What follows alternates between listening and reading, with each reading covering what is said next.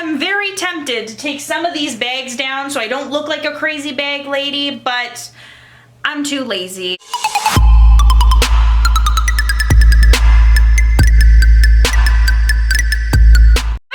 Welcome back to my channel. Today I'm going to be talking about the thing that no one wants to talk about, and that is rejection. Before we get started, I'm Sophia Lovelace and I post theater videos, comedy videos, and style videos. So if any of that stuff interests you, make sure to hit the subscribe button down below to be notified when I have new uploads. I upload around once a week, so you do not want to miss out when I have those uploads. And I just realized that I have a giant smudge on my glasses, so I should probably go clean that up before we get started. So first of all, what is rejection? Rejection is when you audition for a project and you get told no. After hearing no once or twice, it is quite easy to bounce back from that. But as an actor, due to how the acting industry is set up, you will hear no more often than you hear yes. And it can be very hard on your mental health. Very important for actors to develop strategies for how to deal with rejection, because unfortunately that's the majority of your job. For example, 94% of film actors never get a role in a movie. 90% of actors that move to Hollywood and LA fail. Now, mind you, these statistics also include those people that say they're an actor but never go to auditions and doesn't do anything to improve their craft. When you hear scary statistics like that, take it with a grain of salt, because it also includes those kind of people who don't do anything to improve their craft and just expect that acting will fall on their lap and they'll be a movie star. So here are my 5 tips, things that you need to remember after getting rejected. Number 1 is that everyone gets rejected. And no one really likes to talk about when they get rejected because it's a pretty negative feeling. So it might feel like all of your friends or other people in the industry are getting so many roles and you're not. Chances are they probably auditioned for 5 other projects before getting that one. And even that is a pretty good ratio. I've heard of people auditioning for 20 projects and not getting into any of them. But what you need to remember is that rejection is nothing to do with your ability. It could have been a lot of different things. A lot of times, especially in film, they already have someone in mind who they want to cast. However, they have to hold auditions due to union contracts. It also is pretty common for some theaters. Some theaters and theater companies require that a director holds auditions, but sometimes the director casts people that didn't even audition, people that they've worked with in the past. This isn't everywhere. It isn't necessarily the standard, but it could be something that you've experienced. This happened to me when I was doing college auditions. I wasn't applying to drama school. I went to school for business, but I wanted to do an extracurricular of theater. I went to the audition only to find out that only people that were the director's friends on the committee had been cast. And that's why they had been cast, because there was a rule within that theater company that people who were on the executive team got priority over people who auditioned. That is just something to consider when you got rejected from something that you might not have any control over. It didn't matter if you had an amazing audition, because there is rules with different theater companies and different production companies about who they can cast and who they can't cast. So another side note on this is that sometimes people will make you feel bad for getting rejected. Sometimes people like to throw it in and say, well, I've never been rejected from a production before. They're really rude. They might say something along the lines of,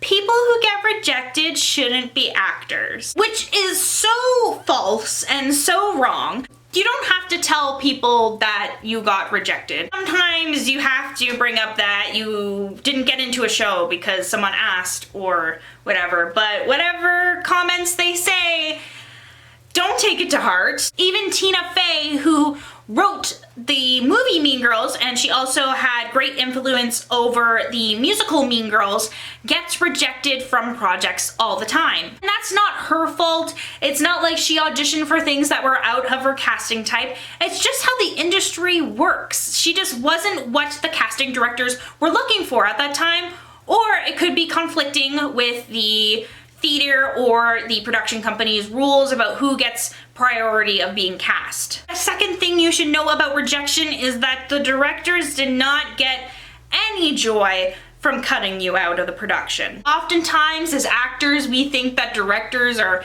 super snooty or evil or just wanting to cut people down. Now, that may be the case maybe 2% of the time, because there is mean people in every industry. Most casting directors were previously actors or are actors, so they understand how uncomfortable and how saddening it can be to not get into a production that you were really looking forward to. It didn't necessarily feel good calling you or emailing you, letting you know that you didn't get in the production, and they probably don't feel that good either, just letting you wonder if you've got into the production or not. Actors are just like humans. We would all feel guilty cutting someone from a production who was really passionate, but sometimes it has to happen, especially when it comes to large casting calls where they're seeing 200, 300, maybe even 1,000 people. They can't carry the whole weight of all of those people's rejections and upset feelings, so it may seem like casting directors could be cold. They have to keep moving forward and just focus on it as a job. That's maybe a strategy that you can have. Just focus on it as it's a job. It has nothing to do with you as a person. Third thing is, what if I did have a bad audition? Sometimes this happens with people, that they, for some reason, feel more guilty that they got rejected from a show because they knew that, or they think that they had a bad audition. The audition that you have in your head is much worse than how it actually was. I've been in the audition room with people who walk out and they think that they did absolutely horrible and that they can't be an actor anymore because they feel so ashamed, when I'm standing there and I'm like, your audition wasn't that bad. You may walk out of the audition room feeling upset because you forgot one of your lines, or you accidentally tripped over the director or someone else. You may feel bad because you accidentally broke a prop. Casting directors, I don't think that's a deal breaker. And I don't think that necessarily means that your audition was the worst audition ever if something like that happened. Usually casting directors are looking at how you reacted. And even if you reacted not perfectly, they're not gonna be too upset with you, because it doesn't matter how great of an actor you are, if a mistake happens on stage or set, we're all human. We might not have the most realistic in-character reaction ever, so they're not necessarily gonna be mad at you for that or cut you just for that reason. You could learn from that experience if you want, so bad auditions happen less often, but it doesn't necessarily mean that you're a bad person or a bad actor, or that's the reason why you didn't get the role. Fourth tip that I have for you is that you will find another job in acting. There's plenty of examples of people being so close to giving up on the acting industry, but they didn't, and they persisted, and they ended up having a successful acting career. For example, now I'm forgetting this actor's name, but there was an actor who auditioned for a bunch of drama schools using a song from the musical Pippin. All of these drama schools that he auditioned for rejected him. However, a few years later, he got the lead in Pippin for the national tour. Plenty examples of this, that you will find another job in theater, or film, or whatever you're trying to do. You never know when the next show you're auditioning for will be the next Hamilton. It takes years of practice. Some people, it takes longer than others. You will eventually hit a point where you are going to be happy with where you are in your acting career. Things might not go exactly how you planned, and you might not meet all of your dreams, but you will get things that are equally as awesome. And those equally as awesome things could not be related to theater at all. Last tip, I know I've mentioned this tip before. I believe it was what you should do if you're an unemployed actor video, or things that you should do when you're not in a show video. In that video, I talk about rejection a little bit, but basically what I said in that video was that maybe the universe is trying to tell you something. This could be the universe, this could be God, this could be Allah, this could be whoever you believe in.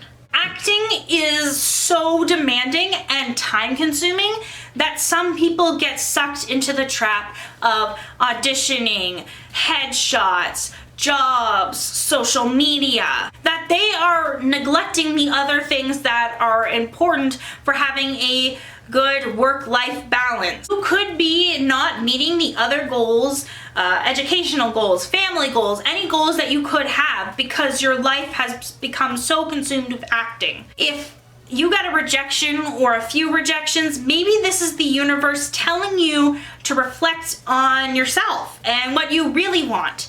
And maybe it's also asking you to reflect on your acting ability or your special skills. Maybe the universe is telling you that you need to work on you and your personality. All I know is that everything happens for a reason. You need to sit down and have an honest conversation with yourself and decode what the universe is trying to tell you that needs to be done. I really hope that this video gave you some advice to deal with rejection and a few things to remember if you get rejected. Remember that rejection is normal and that everyone, literally everyone, experiences rejection. But that is the end of my video today. Hopefully you guys liked it. Hopefully you guys enjoyed it. Remember to subscribe down below to get more acting advice to help you build your career. In the name of Dionysus, the god of theater, make sure to subscribe. You wouldn't want to make Willie Shakes upset, would you? And I think that's it for today, and bye!